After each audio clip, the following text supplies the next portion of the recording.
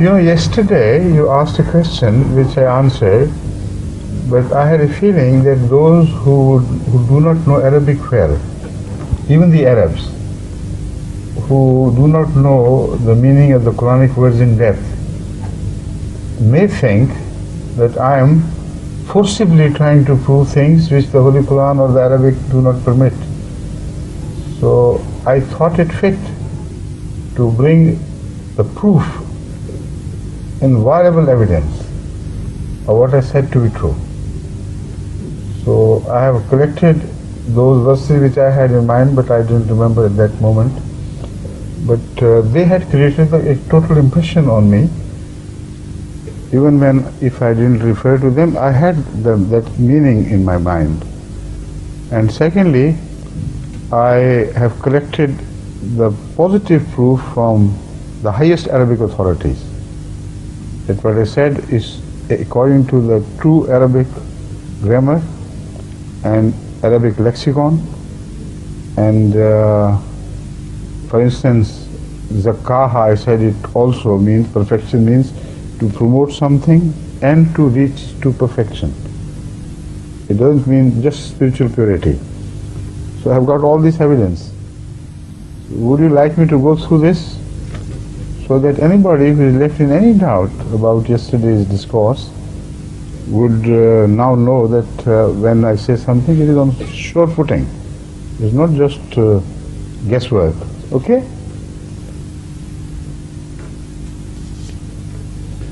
First of all, the question of man.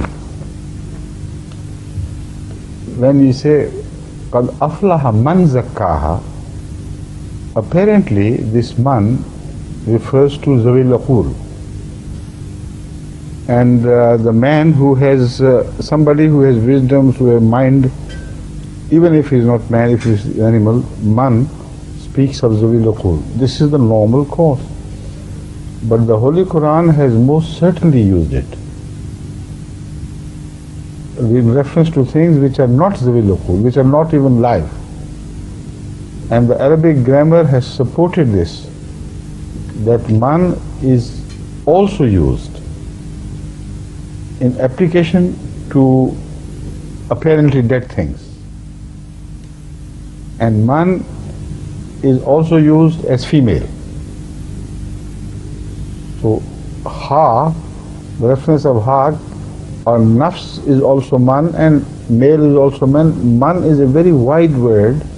So I have chosen some examples from the Quran to make you understand what man means.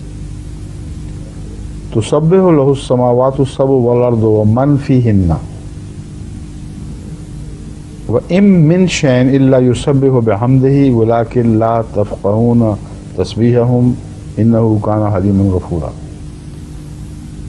Number one, everything which is covered by the heavens and the earth is referred to as man, but not necessarily living man. The proof is وَإِن مِّن شَيْءٍ إِلَّا يُسَبِّحُ بِحَمْدِهِ. There is nothing but it praises God, sings the songs of His purity. وَلَكِنْ لَا تَفْقَهُونَ تَسْبِيحَهُمْ. But you cannot understand the way they do it. On this verse, once I gave a full khutbah to inform the world that according to the Quranic philosophy, which is of course true, the artificial divisions we create between life and death do not exist. Anyone with consciousness, when he creates something, although there is a very small invisible portion of consciousness in that, but it is imparted.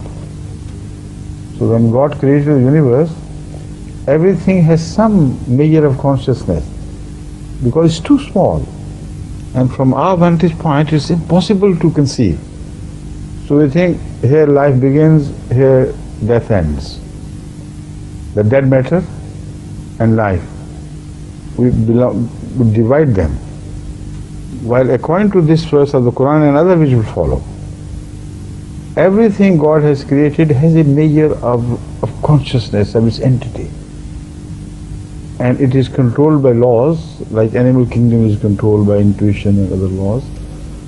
So that is one verse which speaks very clearly that when man is applied by God to dead matter, it does not mean it is entirely dead. There is something which Allah knows. Now this can be clarified further if we think of vantage points.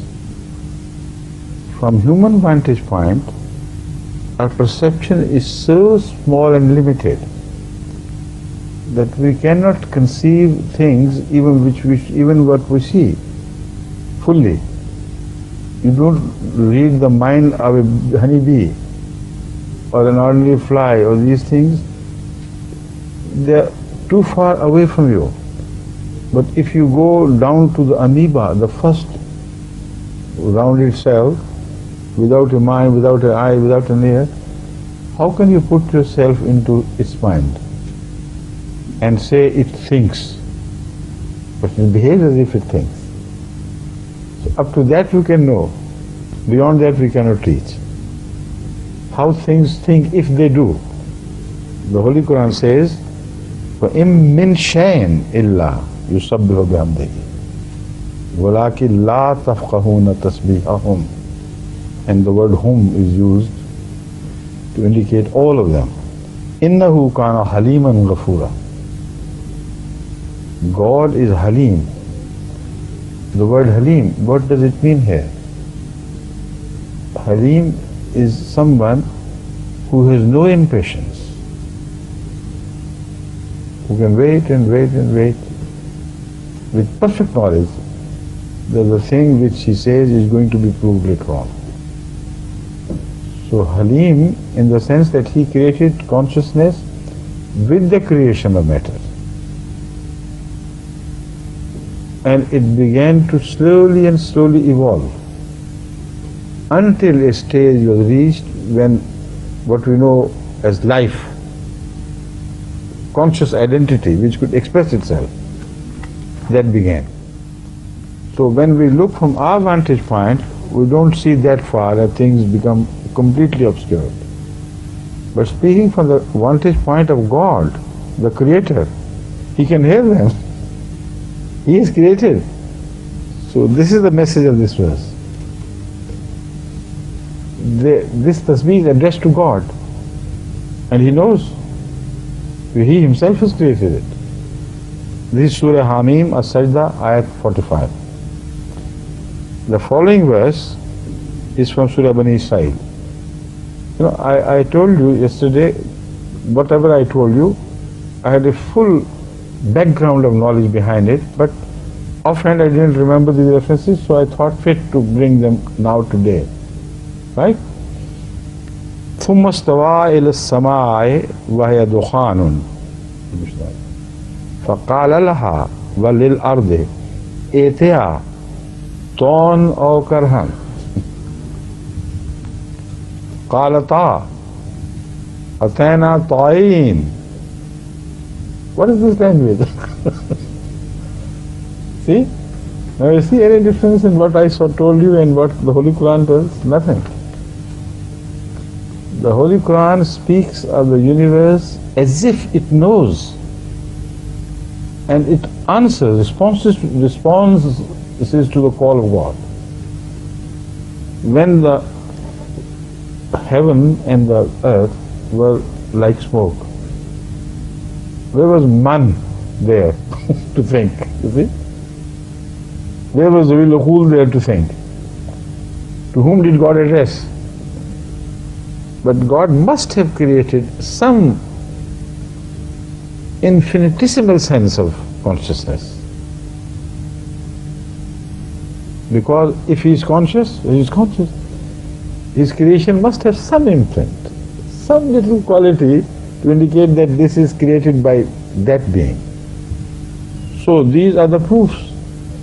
ثم استوى إلى السماء وهي دخان فقال لها وللأرض ائتيا طوعا أو كرها. Come to me. If not willingly, forcibly. You will be compelled. قَالَتَا أَتَيْنَا طَائِعِينَ. They said, we come at-ta'in, with volition. Now herein also lies the message. I'm going to connect it up with all that I said yesterday. But there are other interesting things which have to be told on the way. The important message here is that this is the difference between things which are controlled by laws of nature without a choice to deviate. If the choice is, it is very little. There is a choice, of course. We see things happen, accidents take place in the nature, whereby they cross the path of law of nature and are punished. Like the shooting stars or burnt out and things. Choices there are, but very seldom. Those choices are utilized consciously or unconsciously. But these things happen in the nature, that the nature is constantly, apparently, even to ours, from our side, always willing to cooperate with the laws of nature. Accidents are very rare. So this is the answer. Atayna ta'in. Well, we do not have that rebellion in us. We come with volition, with full acceptance of your laws. فَقَضَاهُنَّ سَبْعَ سَمَاوَاتٍ فِي يَوْمَيْنِ. Now here is a word which I particularly, why I chose this verse. Yesterday and last night I had forgotten to speak to this verse, that the word wahi is also used for apparently dead things. I said ilham is the word which is used for the era before life. And wahi begins to operate in the era after life. This is true in most cases, almost entirely. But in one instance, the Holy Quran has used the word oha for apparently dead things. But in this context, it is explained why. Immediately after this verse, that we told them to come, to call to a response to our call, willingly or unwillingly, you have to respond to our call. They said, yes, we come willingly. Then, وَأَوْهَا فِي كُلِّ سَمَاءٍ أَمْرَهَا. In every area of the universal expanse, God sent His wahi. And that is the laws of nature, which began to be created with the word go when the universe suddenly burst out, and went on evolving.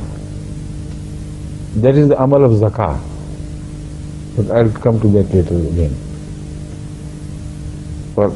وَزَيَّنَّا السَّمَاءَ الدُّنْيَا بِمَصَابِيهَا وَحِفْظًا ذَلِكَ تَقْدِيرُ الْعَزِيزِ الْعَلِيمِ.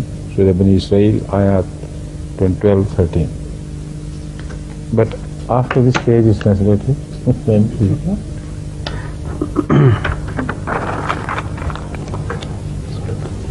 now we turn to the question of zakkaha.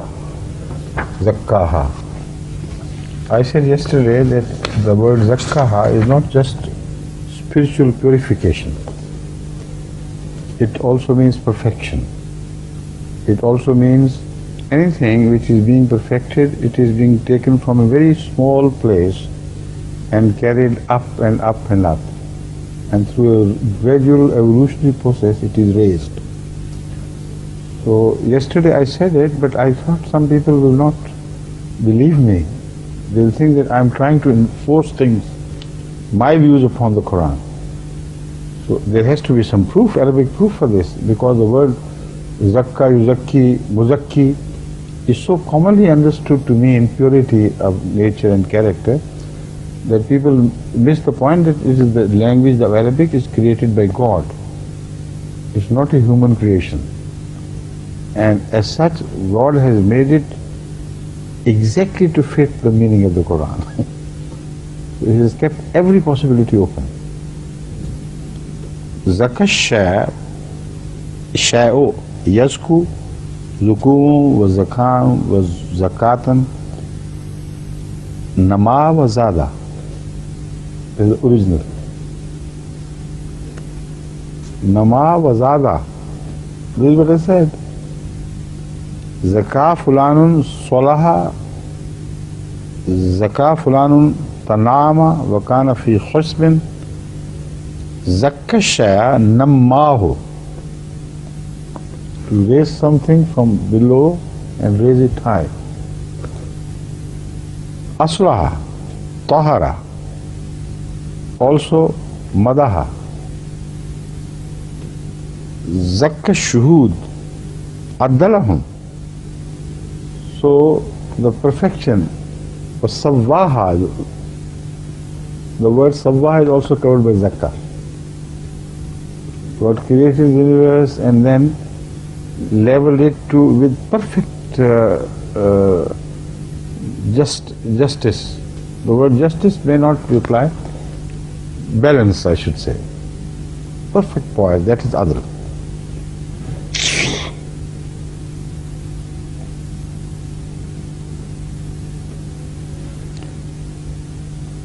Al-barakatu wa-taharatu wa-salahu, all these words are covered by the word zakah.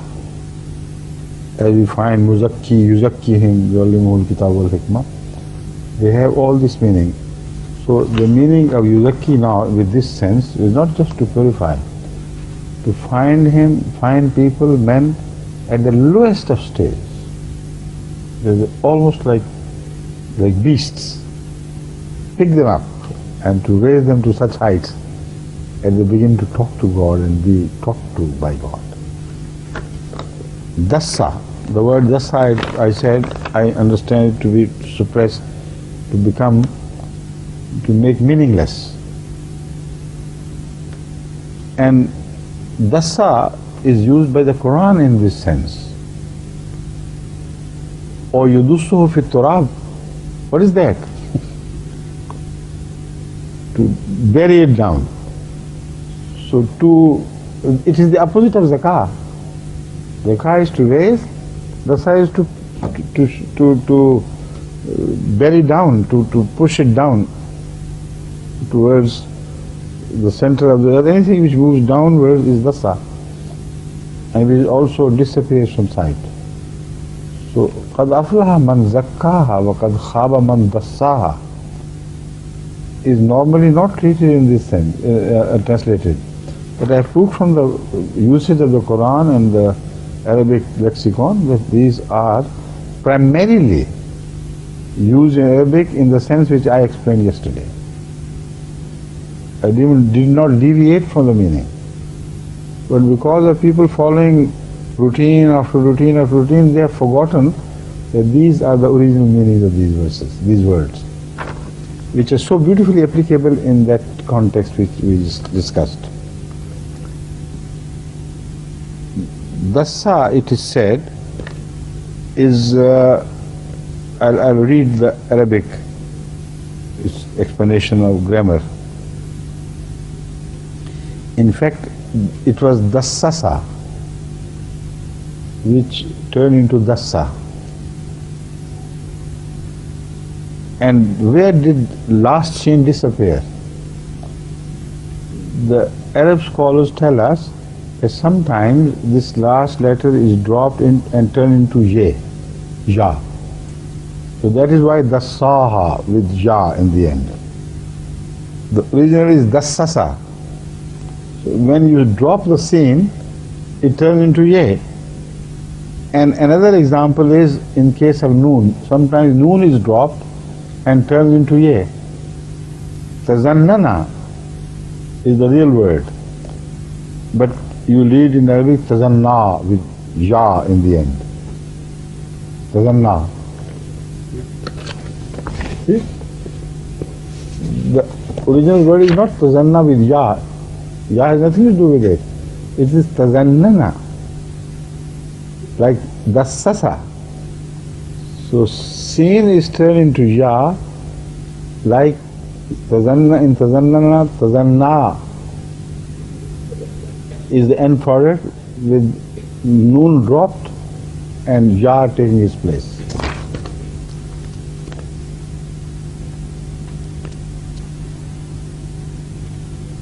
It also has another root which is daswan. Dal sin wa, instead of dal sin sin, it has another root which is dal sin wa. Dasya, because wa is a weak letter, so it turns into ya. Dasa, yatsu, daswan, yatsa. Anything which has become disgraced and small, and to turn anything into small, lowly thing. This is what I said yesterday as well. So to push it down is proof from the usage of the Quran, yadustu fit tarad. And this meaning of to make small and meaningless, disgraced, to treat without respect. This is from Daswan, which also the Lughatul Arabiya fully supports. Got it? So no shadow of doubt should play on your faces anymore. I felt some, so this is why I thought I must now bring the full proof with me. Although I know you believe, but وَلَكِنْ لَتَطْمَئِنَّ قَلْبُكُمْ لَيَطْمَئِنَّ قَلْبُكُمْ. Right? Man. Come to man now. One reference I've given from the Quran. Man, according to Al-Munjad, Al-Mujum Al-Wasit, is used both for those with consciousness and those without any aql, without any consciousness. But most often it's used in relation to those who have some consciousness. Now, this meaning of man has been derived by Ahle Lughat because of the usage of the Quran. Because they think those apparently dead things have no consciousness, so they derive this meaning from that. But if you really understand the nature, the deep nature of creation and things, then you can still say it is for Zuil Uqul, but there are some Uqul which are beyond our Uqul to understand. You understand the point? But still, this is what they have derived. Again, they quote these Lughat, one verse, another one verse I have already mentioned before you. وَنُفِخَ فِي الصُّورِ فَصَعِقَ مَنْ فِي السَّمَاوَاتِ وَمَنْ فِي الْأَرْضِ. Here they say the word man applies even to the dead things. Everything. Because here malakiyat of God, malikiyat of God becomes so supreme and one, only one, that even the angels will disappear. Nothing will be there except God. So they say this also applies, as a lughat in Arabic, this applies to man used here, نُفِخَ فِي الصُّورِ فَصَعِقَ مَنْ فِي السَّمَاوَاتِ وَمَنْ فِي الْأَرْضِ. Now, nafs. So shall we wait till we translate this? The last bit, Ahl al-Lugha yaqulun about man. Regarding this verse, what Ahl al-Lugha said? Ahl al-Lugha say that here the word man covers both the dead and the living. Zuwil uqul or non-Zuwil uqul equally applies, because except for God, nothing will be left. Even they believe from the study of the Quran that the angels will also disappear, only there will be one, Wajhu Rabbika Zul Jalali wal Ikram, and nothing else. Let's take this and then we'll turn to next part. Now, after man, let's turn to nafs and nafs. I told you that the word nafs does not always necessarily mean the life. Aslu shay is also referred to as nafs. And there are other meanings which also apply to the thing, its status, something which exists, its entity is also referred to in Arabic as nafs. So for that also I must prove my point by quoting Ahl Lughat, right? Nafisa nafasan bishay dhanna bi dhanna bi और हसन क्या लिखें, क्या तफसीर? अच्छा, संभाल कर रखना। तो ये this is irrelevant.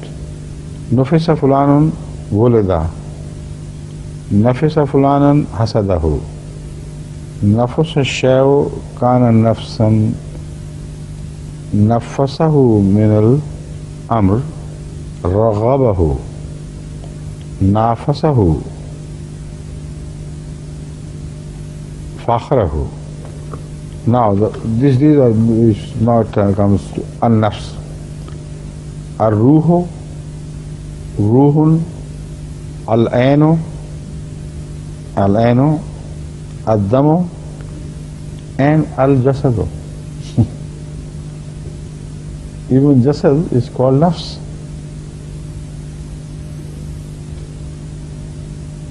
The very existence of something, as I said, anushay. Anushay is also, according to the Lughat, an-nafs. So it is wrong to believe that an-nafs only applies to the soul, the spirit of man or living things. Nafsu shay, when the Arabs say nafsu shay, doesn't mean that the soul of anything. It is haqiqat, the true nature. So the word nafs here used is also a very wide application, which covers the dead matter and life and all the things between. Right? So that is about nafs.